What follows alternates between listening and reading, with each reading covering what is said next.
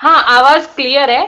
5 minute से आपके पास, अभी मेरे घड़ी में 8:51 हो रहा है, आपके पास 8:56 तक का टाइम है। Okay, all the best. ठीक ठीक ठीक। ये मैं जैसे आज़ादी पे ये भारत के तरफ से 4 लाइन पढ़ता हूँ कि भारत अपनी जान है, तिरंगा अपनी शान है। भारत अपनी जान है, तिरंगा अपनी शान है। तीन रंगों में रंगा, तीन रंगों में रंगा, ऐसा अपना हिंदुस्तान है। और 4 लाइन और लिखिएगा कि हम मोहब्बत के लिए जीना जानते हैं, देश के लिए अपना खून पसीना जानते हैं। हम मोहब्बत के लिए जीना जानते हैं, देश के लिए जानते हैं।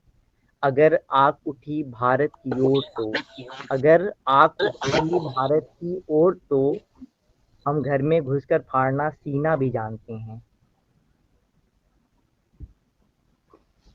और जैसा कि मैं ज़्यादातर श्रृंगार पे ही लिखता हूँ, तो आवाज़ जा रही हाँ मैम? जी, हाँ जी, आ रही है आवाज़। जैसा मैं श्रृंगार पे ज़्यादा लिखता हूँ, तो एक वजह से मैं अपनी बात रखता हूँ कि ये सितम हम कैसे कर बैठें, खुद को उसके हवाले कर बैठें।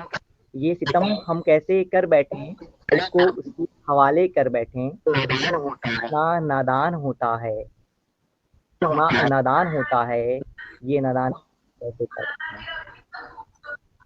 एक मतलब 2 शेर और देखिएगा कि तुमको ही चाहा है, चाहता रह गया, नजरें जब जब देखी तुम पर ही रह गया। तुमको ही चाहा है, चाहता रह गया, नजरें जब जब देखी तुम पर ही रह गया। मेरी आंखों को कोई और दिखा ही नहीं, मेरी आंखों को कोई और दिखा ही नहीं, जैसे आसमां चांद को देखता रह गया। और मैं तलबगार हूँ तुम्हारे इश्क का, और मैं तलबगार हूँ तुम्हारे इश्क का, मेरी जुबां पर बस तुम्हारा नाम रह गया। और कुछ लाइन और हैं। बात आज़ादी आज़ादी आज़ादी की थी, तो आज़ादी की हो रही है, तो कुछ लाइन और हैं। देखिएगा, ये लड़कियों पे है। तो इसका कविता का शीर्षक है तुम लड़की हो। कि तुम लड़की हो, तुम्हें तो घर में रहना है। तुम लड़की हो, तुम्हें तो घर में रहना है। क्या करोगी पढ़ लिख कर, तुम्हें किसी और के घर जाना है। ये सोच की दीवार कब खत्म होगी, तुम लड़की हो लेकिन उससे पहले एक इंसान हो। ये सोच की दीवार कब खत्म होगी, तुम लड़की हो लेकिन उससे पहले एक इंसान हो। तुम्हारी भी कुछ ख्वाहिशें तुम लड़की हो लेकिन उससे पहले एक इंसान हो। तुम्हारी भी कुछ ख्वाहिशें होंगी, कुछ सपने होंगे, कुछ अरमान होंगे। तुमने भी ख्वाब देखा होगा, उसको आकार दिया होगा। तुमने भी ख्वाब देखा होगा, उसको आकार दिया होगा। लेकिन लोगों को क्या फ़र्क पड़ता है तुम्हारे उन ख्वाहिशों से, उन सपनों से और अरमानों से, क्योंकि तुम लड़की हो, तुम्हें तो घर में ही रहना है। जी, बहुत-बहुत शुक्रिया। और कुछ शेर और हैं, देखिएगा कि उसकी बहुत याद आई, मगर वो आई नहीं। उसकी बहुत याद आई, मगर वो आई नहीं। उसका रास्ता तकता रह गया, मगर वो आई नहीं। दिन महीने बीत गए, कई अरसा बीत गया। दिन महीने बीत गए, कई अरसा बीत गया। वस्ल की एक रात आई, मगर वो आई नहीं। मेरे दिल के झरोखों में हवा उसकी आज भी आती, मेरे दिल के झरोखों में हवा उसकी आज भी आती। अशकों में उसे देखा कई दफ़ा, हकीकत में वो आई नहीं।